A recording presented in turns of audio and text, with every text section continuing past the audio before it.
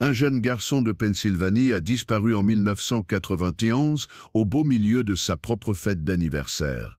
Sa mère l'avait laissé jouer avec les autres invités, mais lorsqu'elle est revenue le chercher, il s'était volatilisé, comme s'il n'avait jamais existé. 10 ans plus tard, alors qu'elle flâne dans une brocante, son regard est attiré par un objet étrangement familier posé sur une table, un bien personnel ayant appartenu à son fils disparu, quelque chose qu'elle n'aurait jamais dû revoir. Le soleil d'après-midi projetait de longues ombres sur les rues bordées d'arbres de Clerval, une petite ville de Pennsylvanie. C'était l'un de ces samedis d'automne parfaits, en septembre, où les feuilles commençaient à se parer de teintes dorées et ambrées, transformant le paysage de ce quartier paisible en une toile chaleureuse. Clerval, avec ses clôtures blanches et ses foires saisonnières, conservait ce charme de petite bourgade où les voisins se saluaient d'un signe de main depuis leur véranda. Dans son salon, Élise Morel fixait un point sur le mur où une photo de famille trônait autrefois. Elle l'avait retirée des années plus tôt, incapable de supporter le sourire éclatant de son fils, Lucas. La sonnette retentit, brisant le fil de ses pensées. « Élise, c'est moi !» lança la voix de Claire à travers la porte. « Tu es prête ?» Élise ouvrit et trouva son amie, le visage marqué par cette détermination qu'elle affichait depuis une semaine. Claire insistait pour la sortir de chez elle, lui proposant de se rendre à la grande brocante de la communauté de Rosaret, à quelques rues de là. « Je ne sais pas si j'en ai envie, » murmura Élise, tout en attrapant sa veste. « Tu as besoin de prendre l'air ?» répondit Claire, sa voix douce mais ferme. « Ça fait 10 ans, Élise. Tu ne peux pas continuer à vivre ainsi. » 10 ans, les mots pesaient comme une pierre dans l'air. 10 ans depuis que Lucas, son fils de 8 ans, s'était évaporé lors de sa fête d'anniversaire. L'enquête avait fini par s'essouffler, les pistes s'étaient éteintes, et Élise vivait depuis dans un deuil suspendu entre chagrin et attente. « J'ai toujours aimé les brocantes, » admit Élise à voix basse. « On dirait des capsules temporelles. Tous ces vieux objets, ils me rappellent des jours meilleurs. » Le visage de Claire s'illumina. « C'est l'esprit. Allez, viens. Quand est-ce qu'on a passé une journée ensemble dehors? Je ne m'en souviens même plus. » En montant dans la voiture de Claire, Élise remarqua que le quartier n'avait presque pas changé. Les mêmes chênes bordaient les rues, les mêmes maisons exhibaient leurs jardins soignés. Le temps avait avancé pour tout le monde, sauf pour elle, figée dans ce jour funeste. Elles roulèrent jusqu'à Rosaret où la brocante battait son plein. L'événement englobait tout le quartier, avec des familles installant des tables sur leurs pelouses et dans leurs allées, prêtes à se débarrasser d'objets dont elles n'avaient plus besoin. « Regarde-moi ça !» s'exclama Claire en se garant. « Tout le quartier doit participer. » Elles commencèrent à déambuler, prenant leur temps pour examiner les vêtements vintage, suspendus sur des portants improvisés, les piles de livres anciens dans des cartons, et les gadgets de cuisine d'un autre temps scintillant sous le soleil. Élise devait l'admettre, l'air frais, le bourdonnement des conversations, cette normalité lui faisait du bien. Elles s'arrêtèrent à plusieurs stands, discutant avec les vendeurs, jusqu'à ce qu'Élise le voie.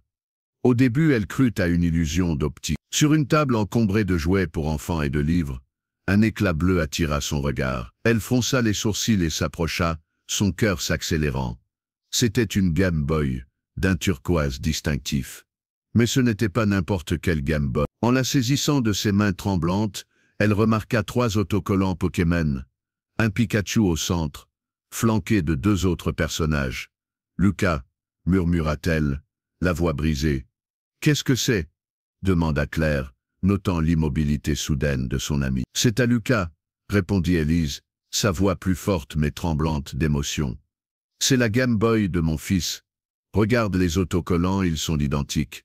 Il adorait Pokémon. » Les souvenirs affluèrent. Un ami d'école de Lucas lui avait offert cette Game Boy pour ses 7 ans, un an avant sa disparition.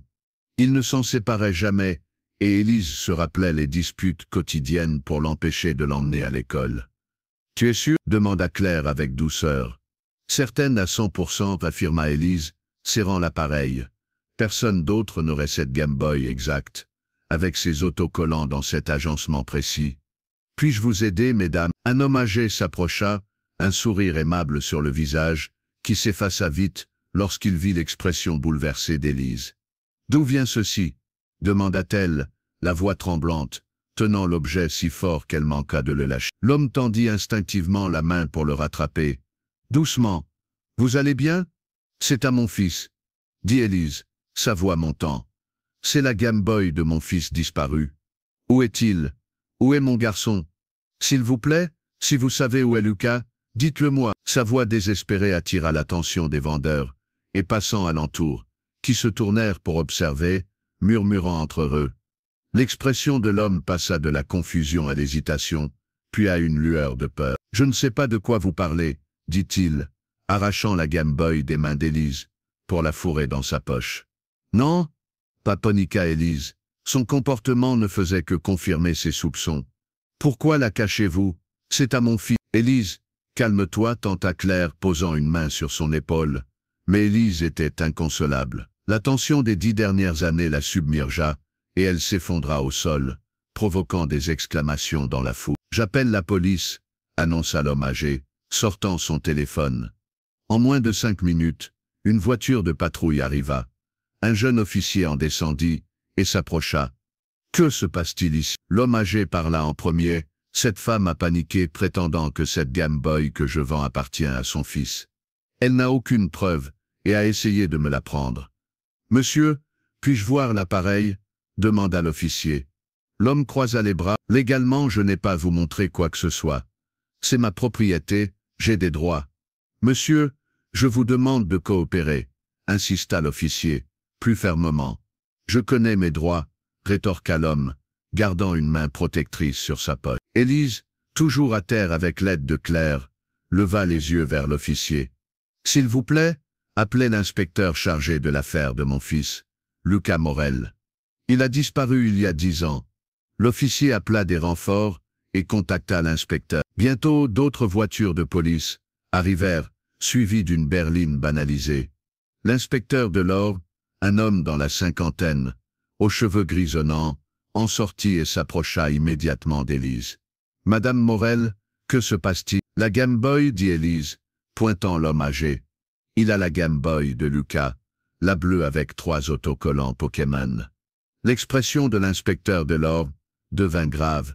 Il se tourna vers l'homme. « Monsieur, je suis l'inspecteur de l'ordre. J'enquête sur la disparition de Lucas Morel depuis 10 ans. Il avait 8 ans lorsqu'il a disparu. Il en aurait 18 aujourd'hui.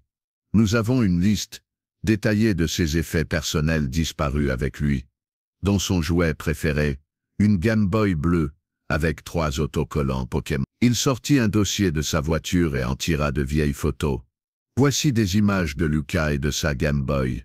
Maintenant, je vais devoir vous demander de me remettre cet appareil pour que nous puissions le comparer. Un autre officier intervint soudain. « Attendez, c'est Jacques Vine, le sergent Jacques Vine. » L'homme âgé se redressa légèrement. L'officier poursuivit. « Monsieur, vous étiez un sergent de police, respecté ici à Roseraie. Vous connaissez nos procédures. » À contre-cœur, Jacques Vine plongea la main dans sa poche et tendit la Game Boy. L'inspecteur de l'ordre l'examina soigneusement, la comparant aux photos. La ressemblance était frappante. « D'où vient ceci, monsieur Vine ?» demanda-t-il. « Je l'ai acheté dans un vide-grenier il y a des années, » répondit Jacques rapidement. « C'est des conneries, » s'exclama Élise, soutenue par Claire. « Il a quelque chose à voir avec la disparition de mon fils. »« Madame, s'il vous plaît, » dit l'inspecteur de l'ordre, puis se tournant vers Jacques. « Nous allons devoir fouiller votre propriété. »« Très bien, » répondit Jacques, la mâchoire crispée. « Faites ce que vous avez à faire. » Les officiers commencèrent par la voiture de Jacques et les cartons qu'il avait apportés à la brocante. Ils fouillèrent méthodiquement, mais ne trouvèrent rien de suspect. « Nous devrons aussi fouiller votre domicile, » ajouta l'inspecteur de l'ordre. « Coopérez-vous » Jacques soupira. « D'accord, mais je ne veux pas de cette femme chez moi, » dit-il en pointant Élise. Le groupe se dirigea vers les véhicules. L'inspecteur de l'ordre aida Élise et Claire à monter dans sa voiture, tandis que Jacques ouvrait la voie vers sa maison, à un pâté de maisons de là. Les voitures de police suivaient.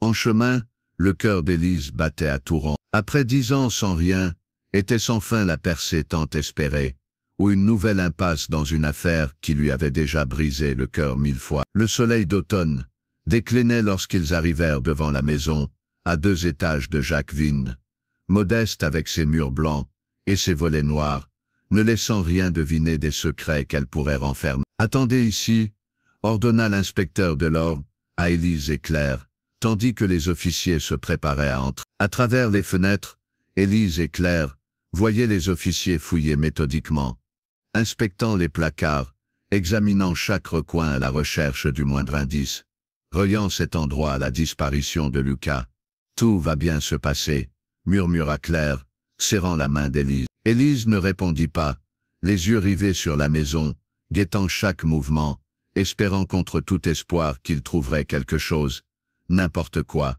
qui l'amènerait à Lucas. Les minutes s'égrenaient lentement, 30, 45, une heure. Fin. L'inspecteur de l'ordre sortit et s'approcha, le visage indéchiffrable. « Nous n'avons rien trouvé, » dit-il doucement alors qu'Élise baissait la vitre. « Aucune trace qu'un jeune garçon ait été ici, ni qu'il y vive actuellement. Rien. » Le cœur d'Élise s'effondra. Elle était si certaine que retrouver la Game Boy de Lucas signifiait qu'ils étaient proches de le retrouver. L'inspecteur sortit un dossier et lui montra des documents officiels. Jacques Vin était bien un sergent de police à la retraite, honoré pour ses services. Un officier, celui qui avait reconnu Jacques, s'approcha. « Madame, si je puis me permettre, Monsieur Vin était très respecté dans cette petite ville durant les années 60. »« Mais la Game Boy ?»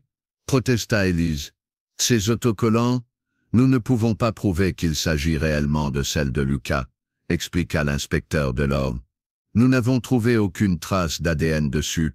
Sans preuve concrète, nous ne pouvons pas considérer Vin comme suspect. » Ils retournèrent vers la maison, où Jacques se tenait sur sa véranda, les bras croisés, l'air d'un homme injustement accusé. « Monsieur Vin, » dit l'inspecteur de l'ordre, « nous aimerions votre permission pour conserver la Game Boy comme pièce à conviction potentielle. » Jacques balaya la main avec dédain. « Prenez-la, je n'en ai pas besoin. J'allais la vendre de toute façon. Je l'aurais vendue à vous si vous n'aviez pas été si agressive et ne m'aviez pas accusé de choses horribles. »« C'est à mon fils, » dit Élise, la voix plus ferme, mais toujours teintée de suspicion. « C'est une preuve, je n'ai pas acheté ce qui nous appartient. » L'inspecteur de l'ordre s'interposa. « Monsieur Vin, pouvez-vous nous dire quand et pour qui vous avez acheté cet appareil ?» Jacques se dandina, mal à l'aise. « Je ne m'en souviens même pas, c'était dans un vide-grenier quelque part. Je l'ai acheté pour ma... » Il s'interrompit, et Élise saisit l'hésitation. « Pour ma nièce. » Les yeux d'Élise s'écarquillèrent. Elle était certaine qu'il avait failli dire « fils ». Elle jeta un regard à l'inspecteur de l'ordre, et vit qu'il l'avait remarqué aussi. Cette petite confirmation l'aida à rester calme. « Madame Morel, » dit l'inspecteur, « voulez-vous nous suivre au poste, pour faire une déposition officielle ?» Élise hocha la tête, et se tourna vers Claire. « Je vais y aller seule avec les officiers. » Claire la serra fort dans ses bras. « Appelle-moi si tu as besoin de quoi que ce soit. » Élise monta dans la voiture de police, laissant Claire sur le trottoir. En s'éloignant, elle vit Jacques Vin dans le rétroviseur, toujours sur sa véranda, discutant avec les autres officiers. Le poste de police, un modeste bâtiment en briques, était un lieu qu'Élise connaissait trop bien. Elle y était venue maintes fois au fil des années, d'abord pour l'enquête initiale, puis pour des mises à jour de plus en plus rares, jusqu'à ce qu'elle cesse complètement. Dans une petite salle d'interrogatoire, elle relata les événements de la journée. L'officier prenant sa déposition tapait soigneusement, demandant parfois des précisions. Lorsqu'ils eurent fini, elle signa plusieurs documents, la main crispée par l'effort. « Je veux revoir la Game Boy », dit-elle soudain. L'officier sembla hésiter, mais passa un coup de fil. Quelques minutes plus tard, une technicienne de la police, scientifique, apparut avec l'appareil dans un sac de preuves. « Vérifions ensemble », dit-elle gentiment. Elle était jeune, avec des yeux doux, semblant comprendre le besoin d'Élise de le manipuler. Dans une salle de laboratoire, la technicienne sortit la Game Boy et inséra 2 piles. À hâte, et leur son familier du démarrage emplit la pièce. Lorsque l'écran s'alluma, « Elle fonctionne encore bien », observa la technicienne. « Il y a une cartouche de jeu dedans. » Élise se pencha les yeux plissés, alors que la technicienne retirait la cartouche et lisait l'étiquette délavée. « C'est celle de Lucas », dit Élise, la voix tremblante. Son jeu préféré. Il l'emportait partout. Elle regarda les autres. Une urgence dans la voix. Vous pouvez sûrement retracer quelque chose avec ça, non? L'inspecteur Delorme les avait rejoints. Madame Morel, cet appareil a pu arriver entre les mains de Monsieur Vine de temps de face. Peut-être Lucas l'a-t-il laissé quelque part. Quelqu'un l'a trouvé et l'a vendu dans ce vide-grenier. Ces objets sont très robustes. Ça fait 10 ans. 10 ans, répéta Élise, la voix brisée. Et nous n'avons eu aucune piste sérieuse. L'enquête est au point mort. Mais aujourd'hui, ça doit bien signifier quelque chose. Vous devez pouvoir faire quelque chose. La technicienne posa une main réconfortante sur son épaule. Nous allons chercher des empreintes, des traces d'ADN. Mais je dois être honnête, les chances sont minces. Cet appareil a clairement été manipulé par plusieurs personnes au fil des ans. Ne vous faites pas trop d'espoir. Élise hocha la tête, comprenant mais refusant d'accepter. Elle regarda la Game Boy, être soigneusement remise dans son sac, traitée avec le respect qu'elle méritait, peut-être le seul lien avec son fils disparu. Vous devriez rentrer vous reposer, dit l'inspecteur Delorme, lorsqu'ils eurent fini. Cette journée a été épuisante. Nous pouvons vous faire accompagner par un officier. Élise réfléchit à l'offre. Elle était épuisée, plus qu'elle ne l'avait été depuis des années. L'espoir et la déception de la journée l'avaient vidée. Oui, dit-elle doucement. Merci. Dans la voiture de police qui la ramenait chez elle, Élise ne pouvait se débarrasser du sentiment que Jacques Vigne en savait plus qu'il ne le disait. Cette hésitation, lorsqu'il avait failli dire « fils » au lieu de « nièce », tournait en boucle dans son esprit. Et la Game Boy, comment pouvait-elle ne pas être celle de Lucas? L'officier qui la raccompagnait était gentil, faisant la conversation pour la distraire.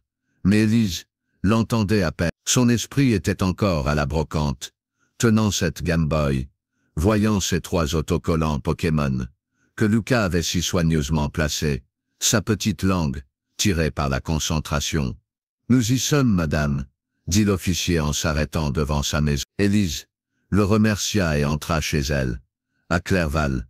À peine la porte refermée, l'épuisement la frappa comme une vague. Ses jambes flageolaient, et elle dut s'appuyer contre le mur. Elle se dirigea machinalement vers la cuisine, remplit la bouilloire, et la mit à chauffer. En attendant, elle s'effondra sur une chaise, la tête dans les mains. Ce qui devait être une journée calme avec Claire s'était transformé en cauchemar. Plus elle y pensait, plus la culpabilité l'envahissait. Avait-elle réagi trop vivement, fait une scène inutile? Elle revoyait les regards des gens à la brocante, la observant à terre, accusant un policier à la retraite d'actes terribles. La bouilloire siffla. Elle versa l'eau chaude sur un sachet de thé. Regardant la couleur se diffuser, elle prit une gorgée, à peine consciente du goût, l'esprit en ébullition. Incapable de rester immobile, elle saisit le téléphone et composa le numéro de Claire. « Élise », répondit Claire, à la 2e sonnerie. « Ça va? Comment ça s'est passé au poste? Es-tu encore à la brocante ?» demanda Élise, ignorant la question. « Oui, mais je pars bientôt. Pourquoi? Je veux y retourner. Rencontrer cet homme, Jacques Vigne. » « Élise, ne te fais pas ça, » dit Claire, inquiète. « Pas comme ça, » répondit Élise rapidement. « Je me sens coupable. Je veux m'excuser de l'avoir mis dans l'embarras devant ses voisins. J'ai fait une scène. » Il y eut un silence. « Tu es sûr que c'est une bonne idée? S'il te plaît, Claire. J'ai besoin de le faire. »« D'accord, » soupira Claire. « Je passe te chercher. » Fidèle à sa parole, Claire arriva chez Élise 10 minutes plus tard. Elles retournèrent à Roseraie, le soleil d'après-midi changeant d'angle dans le ciel. Élise consulta sa montre. Il était environ 15 heures. La brocante touchait à sa fin. En se garant, elles virent que de nombreux vendeurs remballaient. Elles se dirigèrent vers l'emplacement de Jacques Vigne, occupé à charger des cartons dans son coffre. Ses gestes étaient brusques, agacés. « Tu es sûr de vouloir faire ça ?» demanda Claire une dernière fois. « Oui », répondit Élise, fermement bien que son cœur s'emballât. Elles s'approchèrent. Jacques les vit arriver, et se redressa, le visage sombre. « Encore » lança-t-il durement. « Qu'est-ce que vous voulez maintenant ?» Élise prit une profonde inspiration. « Je suis venu m'excuser. J'ai mal réagi tout à l'heure. Je n'aurais pas dû faire une telle scène. Je suis désolé. Jacques la dévisagea longuement. Son expression à peine adoucie. J'espère que les voisins n'ont pas eu de mauvaises idées. Après ce qui s'est passé ce matin, dit-il froidement, je vis ici paisiblement depuis des années. Je n'ai pas besoin de ce genre de drame. Je comprends, dit Élise doucement. Je suis vraiment désolé. Jacques ferma son coffre d'un coup sec. Maintenant partez. Je dois récupérer le reste de mes affaires. Il s'éloigna sans un mot de plus, laissant Élise et Claire près de sa voiture. Elles regagnèrent leur véhicule. Eh bien, tu as essayé, dit Claire doucement alors qu'elle s'assit. Avant qu'elle ne quitte Roseraie, une autre voiture s'arrêta près de celle de Jacques. Une Volkswagen coccinelle verte, au look excentrique. Un homme d'une trentaine d'années en sortit, et s'approcha de Jacques, qui était revenu avec d'autres objets. Intéressant, murmura Claire. Elles observèrent Jacques pousser un carton lourd vers le jeune homme parlant avec une colère évidente. Le carton n'était pas scellé, et plusieurs objets en tombèrent, des cartes de jeu et des petites voitures. Le jeune homme se baissa pour les ramasser précipitamment. Claire baissa légèrement sa vitre, et des bribes de conversation leur parvinrent. « Je m'en fiche, » disait la voix de Jacques. « Pas à moi. » Un coup de vent porta d'autres mots. « Sois honnête. Pour l'amour de ta mère. » Alors, le jeune homme secoua la tête, visiblement agité, et s'éloigna avec le carton vers la coccinelle, clairement contrarié. Élise et Claire échangèrent un regard. « Qu'est-ce que c'était que ça ?» murmura-t-il. Elles continuèrent d'observer tandis que Jacques finissait de ranger ses affaires. Le jeune homme chargea le carton dans sa voiture et démarra. « Peut-être que c'est le fils de Jacques, » dit Élise, pensive. « Je l'ai entendu parler de mère. Je pense aussi. À qui Isaac? Mais pourquoi ne lui a-t-il donné que ce carton ?» L'esprit d'Élise s'emballa. On dirait des jouets pour enfants. Si c'était à lui, alors la Game Boy devait l'être aussi. Elle se tourna vers Claire, avec urgence. Peut-être qu'on pourrait obtenir des informations en parlant à son fils. Suis-le. Claire sembla sceptique. Je n'aime pas l'idée de suivre quelqu'un, Élise. Et puis, sa voiture est déjà partie. S'il te plaît, supplia Élise. Je ne veux pas que ce soit une nouvelle impasse. Pas quand on a peut-être enfin quelque chose. Si on appelle la police, ils ne nous prendront pas au sérieux. Claire regarda le visage désespéré de son ami, et céda. « D'accord, » dit-elle. « On va voir où il peut-être lui parler s'il est d'accord. Mais on ne dérange personne, et on ne va sur aucune propriété. »« D'accord, » répondit Élise, immédiatement. « Merci Claire. » Claire déma, et suivit la direction prise par la coccinelle verte. La voiture avec sa forme distinctive était facile à repérer. Claire la suivit, prudemment, gardant une distance raisonnable. « Là !»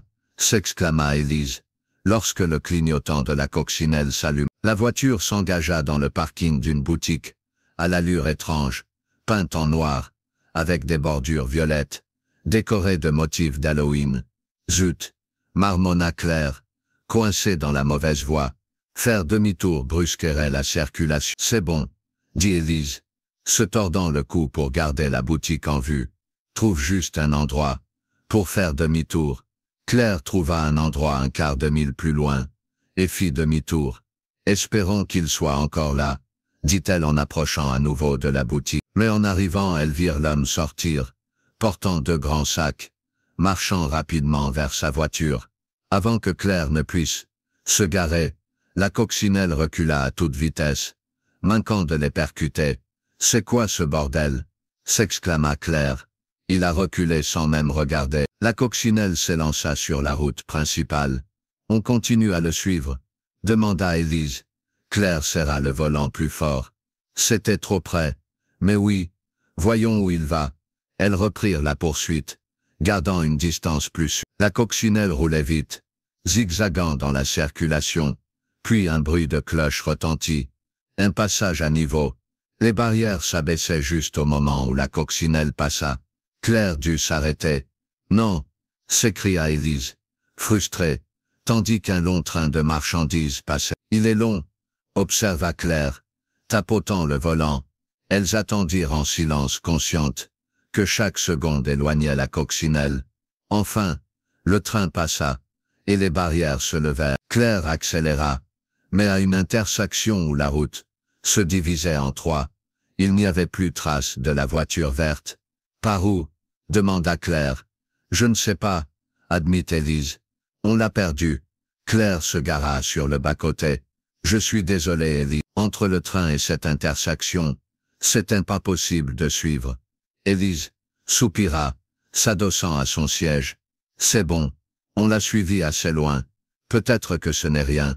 C'était idiot de le suivre jusqu'ici.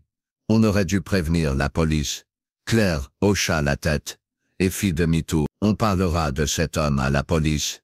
On dirait le fils de Jacques. Ils pourront l'interroger. » En repassant devant la boutique, Élise la fixa. « Peut-être qu'on devrait jeter un œil à ce magasin, » dit-elle soudain. « Pourquoi ?» demanda Claire. « Qu'est-ce qu'il y aurait d'important là-dedans ?»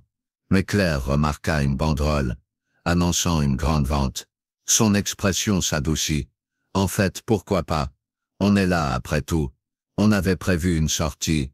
Non, Halloween approche, et c'est bientôt l'anniversaire de ma nièce. On pourrait trouver quelque chose d'intéressant. » « Oui, » acquiesça Élise, mélancolique. « Peut-être. J'y serais allée si j'avais encore mon garçon. » Claire se gara, et elle lut le nom de la boutique. L'antre des délices. Sombre.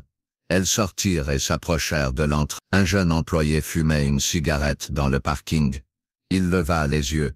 « Bienvenue, » lança-t-il, levant sa cigarette. « Je suis à l'intérieur dans une minute pour vous aider. Mesdames. » Elles poussèrent la lourde porte-vitre. L'intérieur était unique pour leur quartier tranquille. Des costumes d'horreur, des masques en latex aux yeux creux, des machines à brouillard, et des figurines animatroniques qui s'animaient par moments, arrachant un petit cri à queue. « Ce magasin est intense, » commenta Élise, l'esprit toujours fixé sur la raison de la visite du fils de Jacques.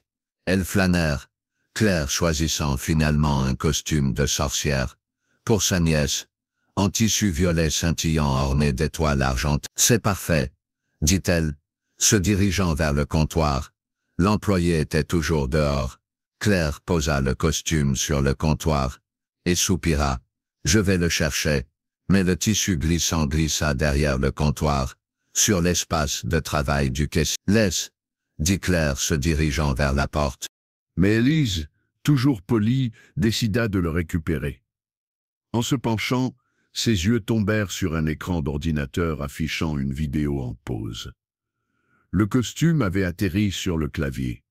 En le saisissant, elle pressa accidentellement une touche et la vidéo démarra. Le clip, granuleux, montrait un décor nocturne dans des bois, la caméra tremblante, puis un visage apparut soudainement. « Qu'en penses-tu » demanda l'homme avant que la vidéo ne s'arrête. Élise fronça les sourcils. Malgré la mauvaise qualité, elle était certaine que c'était l'homme de la coccinelle, celui qu'elle pensait être le fils de Jacques. La porte s'ouvrit avec un carillon. Claire revint avec l'employé, qui semblait agacé. « Qu'est-ce que vous faisiez » demanda-t-il, anxieux, en la voyant derrière le comptoir. « Oh, je ne fouinais pas, » dit Élise rapidement. « J'essayais juste de récupérer le costume qui est tombé. » L'employé se précipita vers son ordinateur, le visage roux. Élise continua. « Désolé, mais qui était l'homme qui est venu plus tôt? Celui avec la coccinelle? Lequel ?» demanda l'employé, bien que ses mains se dirigeaient déjà vers l'ordinateur. « Vous savez, celui juste avant nous. » L'attitude de l'employé changea, devenant défensive. « Vous avez touché à mon ordinateur? » « Vous avez touché à mon ordinateur ?» Il voulut fermer la vidéo, mais révéla accidentellement une fenêtre de Yahoo Messenger affichant un salon de discussion intitulé « Fête effrayante » en gras. Ce qui fit bondir le cœur d'Élise fut de voir le nom Lucas en évidence dans le chat. Entouré d'émoticônes. « Vous fouiniez vraiment ?» accusa l'employé, fermant l'ordinateur d'un coup sec. « Je pourrais appeler la police pour ça. »« Non, vous ne comprenez pas, » dit Élise avec urgence. « Mon fils, disparu il y a 10 ans, s'appelait Lucas. Pourquoi son nom est-il là? Dites-moi. L'employé ricana. Vous êtes folle.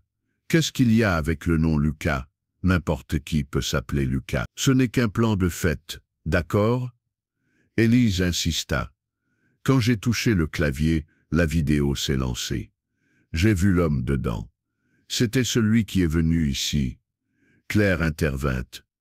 Vous le connaissez. La police recherche le fils d'Élise, et ce matin, ils ont trouvé une piste pointant vers le père de cet homme. L'employé pâlit, tremblant. Ça n'a rien à voir avec moi. Je ne fais que vendre des trucs.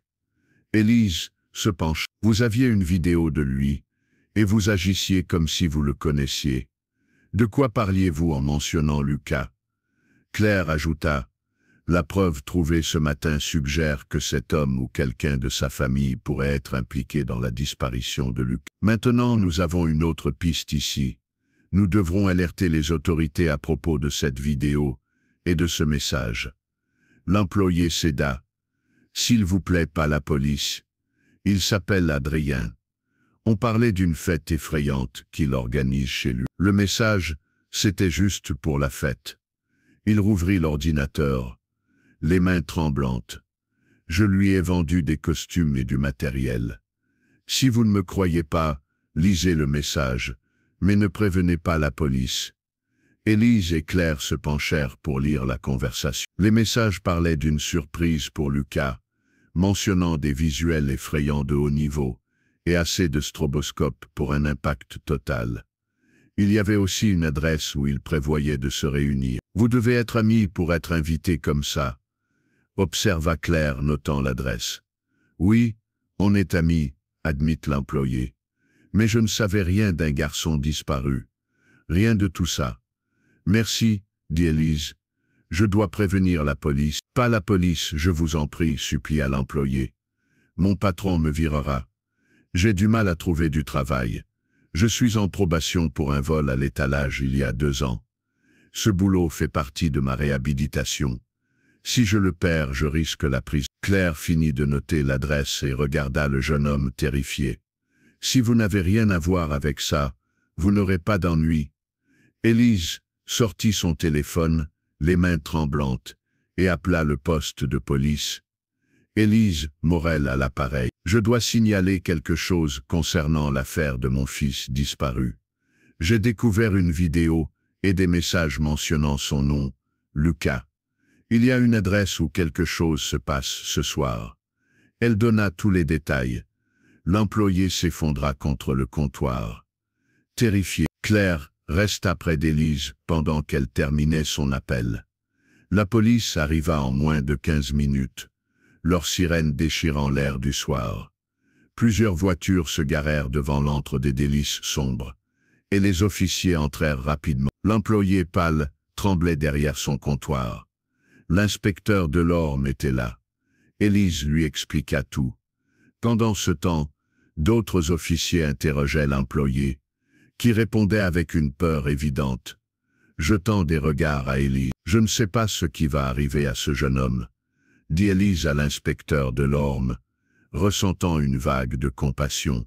« Il a dit qu'il était en probation, mais il nous a aidés. » L'inspecteur hocha la tête. « Nous en tiendrons compte. Il semble connaître cet Adrien, mais nous n'avons aucune preuve qu'Adrien ait fait quelque chose de mal pour l'instant. Nous devons enquêter. » Un officier s'approcha avec l'adresse notée par Claire. « Monsieur, cet endroit n'est pas loin, juste à la lisière de la ville, près des bois. Nous allons contacter Jacques Vigne, » dit un autre officier, déjà en route pour passer l'appel. « Allons-y, » dit l'inspecteur Delorme à Élise et Claire. « Vous pouvez venir avec moi. » Elles montèrent dans la voiture banalisée de l'inspecteur. La radio crépite. « Inspecteur Delorme, nous avons confirmation de Jacques Vigne. Il admet que l'adresse est celle de sa maison de vacances abandonnée, une vieille propriété familiale près de Roseraie, inutilisée depuis des années. Il nie savoir qu'Adrien l'utilisait, pensant qu'il vivait en appartement. « Reçu, » répondit Delorme. Le trajet les mena hors des zones résidentielles vers des routes plus isolées. Le soleil se couchait, peignant le ciel en orange et violet profond. Les arbres se densifiaient à mesure qu'ils approchaient. Ils tournèrent sur un chemin de terre étroit. Devant eux, une maisonnette à moitié abandonnée, aux fenêtres condamnées, entourée de mauvaises herbes. La scène était étrangement immobile dans la lumière déclinante. La coccinelle, dit Élise, pointant la voiture verte, garée négligemment près de la maison. Plusieurs autres véhicules étaient présents. Mais je ne vois personne, observa Claire. Les voitures de police s'arrêtèrent, et les officiers sortirent, la main sur leurs armes. L'inspecteur Delorme se tourna vers Élise et Claire. Restez dans la voiture. Mais Élise ne pouvait pas alors qu'ils étaient peut-être si près de Lucas. Elle et Claire sortirent discrètement, et suivirent à distance. Les officiers s'approchèrent prudemment de la maisonnette.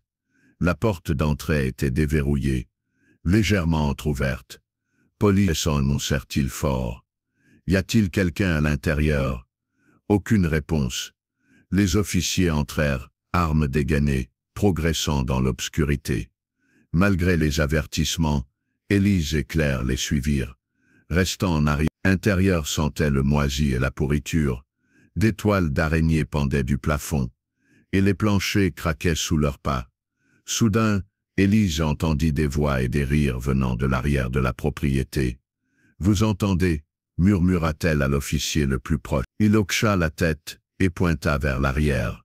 Par une fenêtre brisée, ils virent des lumières vacillantes dans les bois. « Restez en arrière » ordonna l'officier fermement. « Vous ne pouvez pas aller plus loin. Pour votre sécurité et l'intégrité de l'enquête. » Élise s'arrêta à contre-cœur, regardant les officiers sortir par la porte arrière, et se diriger vers les bois. Les sons s'amplifièrent. Musique, rire, et ce qui ressemblait à des cris. Puis tout changea en un instant. Police, levez les mains. Les voix autoritaires des officiers résonnèrent. La musique s'arrêta net. Des cris de peur et de confusion suivirent. Puis des hurlements. La radio crépita. Élise entendit des demandes de renfort et d'une unité médicale. Son cœur battait à tout rompre alors qu'elle tentait de comprendre. Un officier apparut et escorta Élise et Claire hors de la maison. Pour votre sécurité, attendez près des voitures de police. Dans l'obscurité grandissante, l'anxiété monte, puis elles les virent. 5 hommes, menottés, sortaient des bois, escortés par les officiers. Ils portaient des costumes de zombies élaborés, avec un maquillage réaliste. Chair en décomposition, os apparents, sang. Dans la pénombre, ils étaient terrifiants. Parmi eux, Élise reconnut un visage, Adrien, l'homme de la brocante. Ses yeux croisèrent les siens, pleins de colère. « Qui êtes-vous » demanda-t-il. « Vous ne saviez rien, vous avez tout gâché. »« Je suis la mère de Lucas, » dit Élise, s'avançant malgré les avertissements des officiers. « Et je pense que vous êtes celui qui a kidnappé mon fils. »« On s'amusait, c'est tout, » cracha Adrien avec dégoût. Les officiers l'entraînèrent vers les voitures de police. Un autre officier s'approcha d'Élise, l'air urgent. « Madame, nous avons trouvé un jeune homme dans les bois. Il dit s'appeler Lucas. Mais il refuse de sortir. Il est extrêmement perturbé. Nous avons besoin de votre aide. » Les jambes d'Élise faillirent céder. Claire la retint. « Vas-y, dit-elle fermement. Je t'attends ici. Va chercher ton fils. » Élise suivit l'officier à travers l'arrière-cour, dans les bois. À une 50aine de mètres, éclairé par des lampes de poche, elle le vit. Un jeune homme accroupi près d'un feu de camp éteint, les mains sur la tête, se balançant d'avant en arrière. « Vous êtes tous des zombies, » répétait-il, la voix tremblante de peur. « Vous allez me tuer. » J'aurais dû écouter, j'aurais dû rester là-bas. Une tache sombre s'étendait sur son jambe, signe d'une panique viscérale. Il répétait ces mots, si tendus et en pleurs que les officiers ne pouvaient ni rire ni prendre cela à la légère. C'était une terreur réelle. Élise s'avança lentement, ses instincts maternels prenant le dessus. Elle s'accroupit près de lui et toucha doucement son épaule. « Lucas, » dit-elle doucement, « maman est là. Je suis ta vraie mère, et je suis vivante. » Pendant un long moment, rien ne se passe. Puis, lentement, Le jeune homme releva la tête. Son visage était strié de larmes et de saleté, son expression confuse et effrayée. Il transpirait abondamment malgré la fraîcheur du soir. Élise étouffa un cri. Même après 10 ans, même à 18 ans au lieu des 8 ans dont elle se souvenait, elle le reconnut immédiatement. La forme de ses yeux, la courbe de son nez, la façon dont ses cheveux tombaient sur son front. C'était son Lucas. Il semble sous l'effet d'un hallucinogène, dit un officier à voix basse. Ses pupilles sont dilatées. Il est terrifié et profondément confus. Élise voyait combien Lucas tremblait. Elle prit sa main, la tenant fermement. « On va t'aider maintenant, dit-elle doucement. Tu es en sécurité. »« Non, dit Lucas, se reculant. Je ne pars pas d'ici. Et s'il y avait des zombies dehors, c'est la fin du monde. Les gens meurent là dehors. Ils les ont pris pour des expériences. » Le cœur d'Élise se brisa. Que lui avait-on fait? « Lucas, écoute-moi, dit-elle fermement. Mais avec amour. Il n'y a pas de zombies, il n'y en a jamais eu. Le monde n'est pas fini. Tout ce qu'Adrien t'a dit est faux. » Avec une patience infinie et l'aide des officiers, ils le relevèrent doucement. Il s'accrocha à Élise, regardant autour de lui avec crainte, s'attendant à voir des monstres surgir des ombres. Ils le guidèrent hors des bois, à travers la maison, jusqu'à l'extérieur, où une équipe médicale attendait avec une ambulance. Élise remarqua que les voitures emmenant Adrien et les autres étaient déjà parties. Les ambulanciers s'approchèrent doucement, parlant calmement, et guidèrent Lucas vers l'ambulance. Élise s'assit à ses côtés, ne lâchant jamais sa main. Un officier resta avec eux pendant que l'équipe médicale commençait son examen. Il est encore sous l'effet de la drogue, confirma un ambulancier. Nous devons l'emmener à l'hôpital pour identifier la substance et le traiter correctement. À la mention de l'hôpital, Lucas s'agit. Pas d'hôpital. Ils vont me transformer, ils vont faire des expériences sur moi. Chut, apaisa Élise, caressant ses cheveux comme lorsqu'il était petit. Personne ne va te faire de mal. Les médecins veulent juste t'aider à te sentir mieux. L'ambulancier regarda Élise. Nous devons lui donner quelque chose pour le calmer. Pour des raisons de sécurité pendant le transport. Êtes-vous d'accord? Élise hocha la tête, regardant l'administration d'un léger sédatif. En quelques instants, les yeux de Lucas commencèrent à se fermer, son corps se détendit. Inspecteur Delorme apparut à la porte de l'ambulance. « Madame Morel, vous devriez aller avec eux à l'hôpital. Mon équipe reste ici pour recueillir des preuves. Nous attendons l'arrivée de Jacques V. Je veux parler à cet homme, » dit Élise, déchirée entre son besoin de réponse et celui d'être avec Lucas. « Je sais, » répondit l'inspecteur doucement. « Mais votre fils a besoin de vous maintenant. Vous pourrez parler à Jacques plus tard. » Élise regarda Claire, qui s'était approchée. Son amie hocha la tête en accord avec l'inspecteur. « D'accord, » dit Élise, puis se tournant vers Claire. « J'ai besoin de toi avec moi, Claire. Viens avec nous. »« Bien sûr, » répondit Claire, montant dans l'ambulance. Les ambulanciers sécurisèrent Lucas sur la civière. Élise tenait sa main alors que les portes se refermaient, isolant la scène de crime et les questions en attente. Le service des urgences de l'hôpital était un tourbillon d'activité. Les ambulanciers firent entrer Lucas rapidement. Élise tenta de suivre, mais une infirmière l'intercepta doucement. « Madame, s'il vous plaît, laissez les médecins travailler. Nous prendrons bien soin de lui. Quelqu'un viendra vous chercher dès que possible. » Élise et Claire furent conduites dans une salle d'attente calme, loin de l'agitation. Les chaises en plastique étaient inconfortables, les murs d'un beige stérile. Mais Élise le remarqua à peine. Elle s'effondra sur un siège, les événements de la journée la rattrapant. « Je n'arrive pas à y croire, » murmura-t-elle. « Il est vivant. Lucas est vivant. Lucas est vivant. Lucas est vivant. » Claire s'assit à côté d'elle, prenant sa main. « Tu l'as retrouvé, Élise. Après toutes ces années, tu l'as retrouvé. » Elles restèrent silencieuses un moment, puis Élise se tourna vers son amie, les yeux pleins de larmes. « Merci, » dit-elle. « Si tu n'avais pas insisté pour que je sorte, pour aller à cette brocante, nous ne l'aurions pas retrouvé. Le temps sembla s'éterniser. Élise revivait chaque instant dans les bois, la terreur de Lucas, sa confusion, la manière dont il l'avait regardée sans la reconnaître au début. Qu'avait fait ce monstre à son bébé? Enfin un médecin en blouse blanche entra, un homme âgé aux yeux bienveillants derrière des lunettes à monture métallique. « Madame Morel ?» demanda-t-il. Lorsqu'Élise hocha la tête, il continua. « Je suis le docteur Martin. J'ai traité Lucas. Comment va-t-il ?» demanda Élise, anxieuse. « Lucas a reçu une substance hallucinogène, » expliqua le docteur Martin.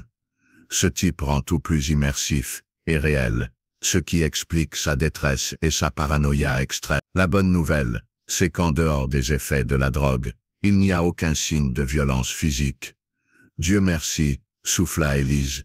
« Il montre des signes de malnutrition, » poursuivit le médecin. « Mais cela peut être très... Nous l'avons transféré dans une chambre privée, mais il se repose encore, pendant que la drogue s'élimine de son système. »« Puis-je le voir ?» demanda Élise. « Bientôt, » promit le docteur Martin. « Donnons-lui un peu plus de temps. » Le médecin partit, et peu après l'inspecteur Delorme arriva avec un autre officier, l'air sérieux mais bienveillant. « Madame Morel, mademoiselle Dubois, » les salua-t-il. « Pouvons-nous parler en privé? Il y a une salle de consultation à disposition. » Ils le suivirent dans une petite pièce avec une table ronde. L'inspecteur sortit son carnet. « Nous avons appris beaucoup de choses. Le fils de Jacques Vigne, Adrien, est celui qui a fait tout cela à Lucas. Nous l'avons interrogé, et il a répondu volontiers, bien que sa vision soit tordue. » Élise se pencha, avide de réponse. « Adrien a dit qu'il était fier, lorsqu'il a enlevé Lucas il y a 10 ans, » continua l'inspecteur. « C'était lors de la fête, de son 8e anniversaire. »« Oui, » confirma Élise, la voix tremblante. « C'était la plus grande fête que j'avais organisée pour lui. Nous avions invité tous les voisins et leurs enfants au parc de Boisvert. Il y avait tant d'invités, les enfants jouaient sur la structure en bois, dans le petit jardin aux papillons. » Sa voix s'éteignit alors qu'elle revivait ce jour parfait devenu cauchemar.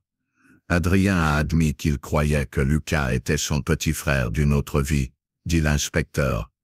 Il prétend l'avoir aimé à sa manière tordue. Il n'a jamais voulu lui faire de mal, mais il n'a jamais prévu de le rendre. Comment l'a-t-il pris? Demanda Élise, incertaine de vouloir la réponse. Adrien avait 21 ans à l'époque. Il a approché Lucas en se présentant comme un grand ami cool, l'invitant à jouer à un jeu d'espion secret dans les bois. Lucas, aventureux et désireux de se lier à quelqu'un de plus âgé, l'a suivi. Adrien l'a endormi avec des médicaments contre les allergies pris dans la trousse de son père et l'a emmené par l'arrière du parc, sans être vu. Lucas voulait toujours un père ou un frère, dit Élise doucement. Son père était parti avant sa naissance, et il n'avait pas de frères et sœurs. Il n'avait pas de frères et sœurs. Il était si confiant. L'inspecteur Delorme hocha la tête, avec compassion avant de continuer. Pendant 10 ans, Adrien a élevé Lucas dans un sous-sol scellé d'une maison vacante que son père avait achetée, et oublié de vendre, à la périphérie de Roseraie. Il l'a scolarisé à domicile et avait de faux papiers d'identité. Un sous-sol, murmura Élise, horrifiée. Adrien a dit à Lucas que sa mère et tous les invités de sa fête avaient été tués, dévorés par des zombies. Il s'est présenté comme son protecteur, le cachant des zombies, lui racontant une histoire apocalyptique selon laquelle l'humanité déclinait, ne laissant que de petits groupes de survivants. Lucas l'avait cru complètement.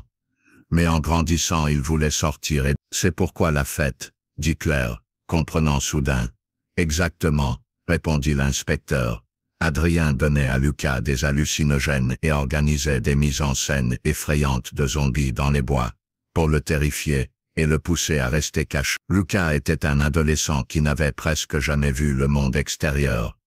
Adrien invitait ses amis à ses fêtes, et il pensait que c'était juste un événement effrayant. Aucun ne savait que Lucas était prisonnier d'Adrien. Il croyait juste taquiner un gamin du coin. C'est tellement tordu, dit Élise, les larmes coulant sur son visage. Claire lui serra les mains, offrant un soutien silencieux. Et Jacques, demanda Élise soudain, était-il au courant? L'expression de l'inspecteur devint complexe. Jacques nous a tout raconté, et a demandé à vous parler, si vous êtes d'accord. Nous pouvons écouter ses explications ensemble. Élise réfléchit un instant, puis hocha la tête. Je veux entendre ce qu'il a à dire. L'inspecteur quitta la pièce et revint avec Jacques Vigne, qui semblait vieilli de 10 ans en quelques heures. Il s'assit en face d'Élise, évitant son regard. L'inspecteur lui fit signe de parler. Jacques s'éclaircit la gorge. Madame Morel, je veux m'excuser pour tout. Je n'étais vraiment pas au courant de l'enlèvement, je le jure. Je savais qu'Adrien avait des problèmes, une obsession pour les enfants depuis qu'il était jeune. Je savais que quelque chose n'allait pas, mais je n'aurais jamais pensé qu'il irait jusqu'à kidnapper un enfant. Il s'interrompit rassemblant ses pensées. Quand j'étais policier, j'étais toujours occupé. Je laissais Adrien chez ses grands-parents souvent. Nous n'étions jamais proches, même adultes. Alors pourquoi avez-vous essayé de cacher cette Game Boy ce matin? Demanda Élise, la voix dure. Jacques tressaillit.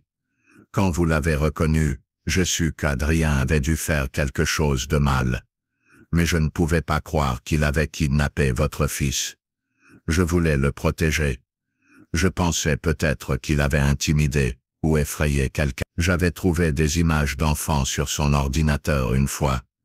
Il était toujours obsédé, mais je n'imaginais pas qu'il avait enlevé quelqu'un. Sa voix se brisa. Je m'excuse sincèrement pour mon comportement ce matin et pour mon fils. Il n'y a pas assez de mots pour justifier ses actes. Il sera puni. Élise hocha lentement la tête, assimilant tout. Nous avons commencé à traiter Adrien et ses amis, ajouta l'inspecteur de l'Orme. Quant à l'employé du magasin, il s'appelle Tony. Et Tony, demanda Élise, se souvenant du jeune homme terrifié. Il n'était pas non plus au courant de l'enlèvement. Il était terrifié quand nous l'avons interrogé, à cause de sa probation pour une autre affaire. Tony travaillait dans ce magasin, vendant des articles à Adrien, sans connaître la vérité. Adrien l'avait invité à la fête, pour se lier d'amitié, mais Tony n'y est jamais allé. Il a aidé Adrien à concevoir les décorations effrayantes. Pensant que c'était juste pour son travail, un coup à la porte les interrompit. Le Dor Martin entra, un sourire doux sur le visage. Madame Morel. Lucas s'est réveillé, et demande à voir sa mère. Élise se leva si vite qu'elle manqua renverser sa chaise. Elle suivit le médecin dans les couloirs de l'hôpital. Le cœur battant, la chambre de Lucas était sombre, les rideaux tirés.